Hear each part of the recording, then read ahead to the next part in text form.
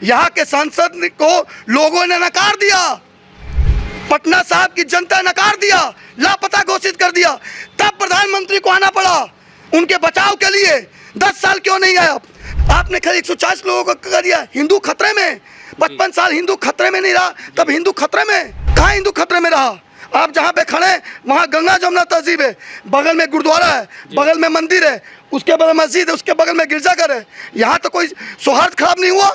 Petrol कहाँ चला गया?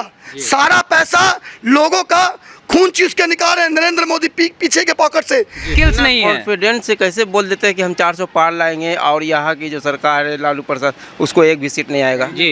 इतना कॉन्फिडेंट कहाँ से आता है? खाली वोट लेते हैं, सरकार में जाके बैठ जाते हैं, वहाँ से अपना अपना भाषण देते हैं। Rahul Gandhi is the best politician.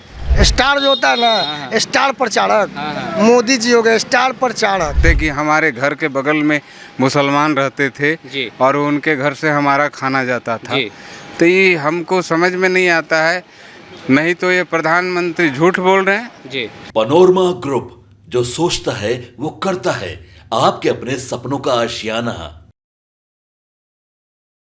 नमस्कार, आप देख रहे हैं भारत लाइव। मैं वेद सिंह अभी मौजूद हूँ पटना के चिटकोहरा बाजार में और मैं यहाँ आया हूँ क्योंकि अंतिम चरण का मतदान बस 72 घंटे से भी कम समय बचा हुआ है और मैं अभी आया हूँ और लोगों से जानूंगा कि आखिरकार ये लोग केंद्र में किसे प्रधानमंत्री के तौर पर देखेंगे। तो अब सीधे चलते हैं और जनता से ही जानते हैं इसके पीछे की बात। 72 घंटे से भी कम समय बच गया है 7वें चरण अंतिम चरण के मतदान में। आप किसे केंद्र में प्रधानमंत्री के तौर पर देखना पसंद करेंगे? मैं बताना चाहूँगा कि Rahul Gandhi is the best politician, जिनको उप प्रधानमंत्री लाल कृष्ण आडवाणी ने भी अपने वक्तव्य में कुछ दिन पहले ने देने का काम किया as a human leaders. Bharat एक बीजेपी के इतने बड़े महान हस्ती उनको तरजीह दिया और मैं पूछना चाहता हूं प्रधानमंत्री नरेंद्र मोदी से मुसलमानों की बात करते हैं जी। गुजरात में भाजपा की सरकार आज तक है जी, क्या वहां मुसलमान को आरक्षण नहीं दे रहे हैं क्या आप? मतलब वहां पे आरक्षण मिली है मुसलमानों को, यही कहना चाह रहे हैं ना आप आज स्टेट हैंडल्स में आप मुसलमान को आरक्षण की दे रहे हैं जी, तो आप राष्ट्रीय स्तर मंच पे खड़ा होकर मुसलमान की नारा लगाने वाला, फिर आप कहते हैं कि हमारे घर के बगल में मुसलमान रहते थे और उनके घर से हमारा खाना जाता था, तो ये हमको समझ में नहीं आता है। नहीं तो ये प्रधानमंत्री झूठ बोल रहे हैं जी, बरगलाने का काम कर रहे हैं जी, लोगों को ठगने का काम कर रहे हैं जी। ऐसे धुरंधर प्रधानमंत्री को इस देश से जाना चाहिए जी। और मैं निर्वाचन आयोग को कहना चाहता हूं कि निष्पक्ष कराने का काम करे, जिस तरह से चंद्रचूड़ साहब ने CGI जो ने हैं जी, उन्होंने कहा कि देश विकट स्थिति में है जी। और नोटबंदी जब भारत में हुआ जी, तो इन्होंने नोट बंद करने का काउज नहीं बताया जी, और वो नोट कहाँ गया जी। चलिए, यहाँ पे और भी लोग मौजूद हैं, मैं इनसे बातें करूंगा। भैया, आप तो पहले से ही हरा गमछा एकदम पहन के आप जी। यादव जी हैं। यादव जी हैं जी। तो केंद्र में किसको देखिएगा? राहुल गांधी। क्या है? मोदी जी झूठा है। कैसे झूठा है? हर बार वादा करते हैं मगर झूठा में वादा करते हैं। क्या झूठा वादा कर दिए हैं वो झूठा वादा? अब बताते हैं हम। झूठा वादा 15 लाख रुपया का बात था, वो भी नहीं दिए किसी जनता को। खाली कह देना है, वो सब पेपरबाजी रहता है उनका। अच्छा, पेपर में बोल दिए कि देंगे वो देंगे वो देंगे, सब पेपरबाजी है जी। यहाँ कुछ नहीं मिला जनता को, कुछ नहीं मिला कुछ। अच्छा, 5 किलो राशन वाला भी बात हो रहा है, 5 किलो राशन मिला है? 5 किलो राशन में अगर मोदी जी अपने परिवार को खिला देंगे 1 महीना तो हम जानेंगे। अच्छा, 5 किलो राशन उससे बढ़िया मत दे। अच्छा, बंद कर दे कोटा, सब चीज तो बंद कर दिया। तेल बंद हो गया, चाय चीनी बंद हो गया, वो भी राशन बंद कर दे जी। हमको राशन नहीं चाहिए। अच्छा भैया, एक बात बताइएगा, विकास कितना हुआ है? कितना हुआ है ये तो आप लोग भी घूम लीजिए क्षेत्र में जी। विकास आप लोग भी देखिएगा, निकलिएगा तो वही रोड बना हुआ है, देख लीजिए जी। एक इधर ऊंचा है तो फिर नीचा है जी।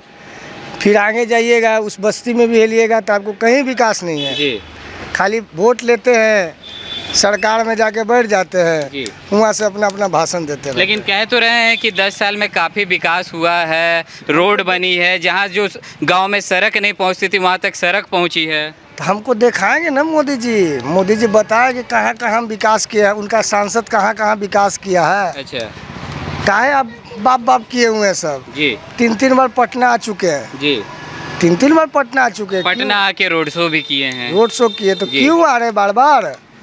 जब वो विकास किए तो उसको विकास के मुद्दा पर काम करना चाहिए। जी उनको तो जनता इसी चुन लेगा, जी। तो उनको आना पड़ेगा। जी मानो कैसे क्या बोला जाता है फिल्म स्टार को देखे, स्टार हाँ स्टार जो होता है हाँ। ना, स्टार प्रचारक। हाँ। मोदी जी हो गए स्टार प्रचारक। मोदी जी हो गए स्टार प्रचारक। अच्छा मोदी जी अब स्टार प्रचारक हो गया वो तो है भी बीजेपी के स्टार प्रचारक। तो बस स्टार प्रचारक रहिए।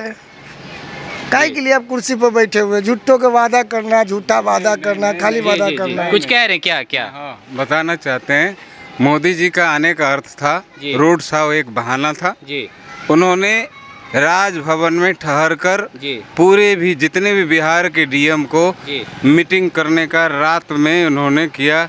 ये कौन सा आचार संहिता है जी जो आचार संहिता में आता है कि नहीं आता जी है? और इनका पोस्टर चुनाव में हर जगह टंगा हुआ है, क्या उनके लिए आचार संहिता नहीं है?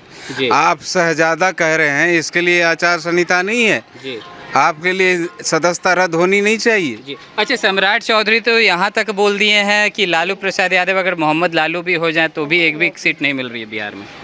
पहला नंबर मैं बता देना चाहता हूँ, एज ए शकुनी चौधरी के लड़के हैं। जी जब उनके फादर राजद में मंत्री रहा करते थे जी और इसी सम्राट चौधरी प्रोडक्ट है, आरजेडी प्रोडक्ट जी, जी, है। एक- इसी सम्राट चौधरी को जी राजद शासन काल में जी। मंत्री बनाया गया। जी।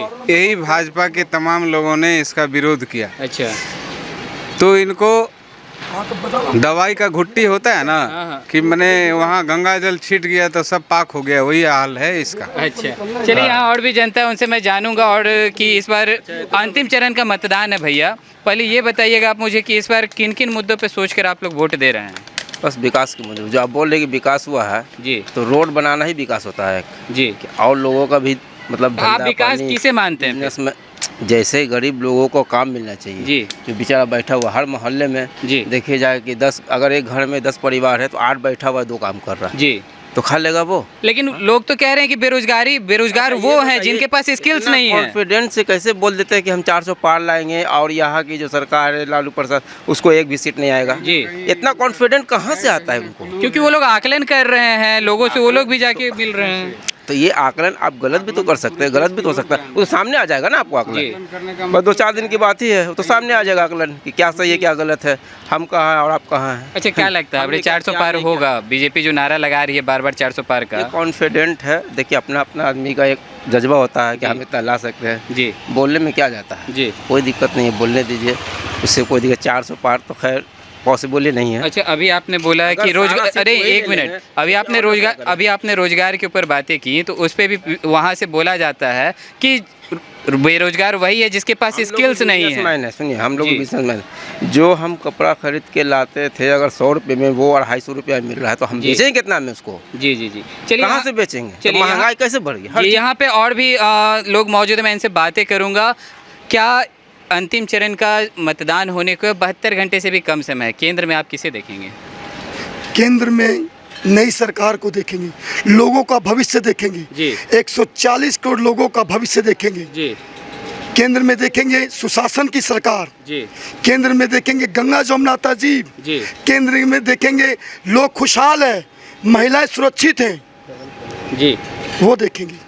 उस सरकार को देखना चाहते हैं। अच्छा, यहाँ बिहार की अगर बात की जाए तो लगातार एनडीए वालों की तरफ से ऐसा भी बताया जा रहा था और दिखाया जा रहा था कि 2005 से पहले का जो शासन था यहाँ पे, जंगल राज का भी जो मैटर है ये बीच चुनाव में उठा था। इस पे क्या कहेंगे?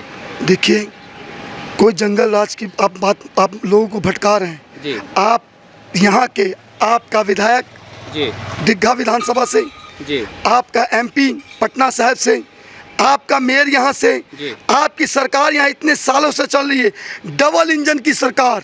जी। राज्य में भी और केंद्र में भी।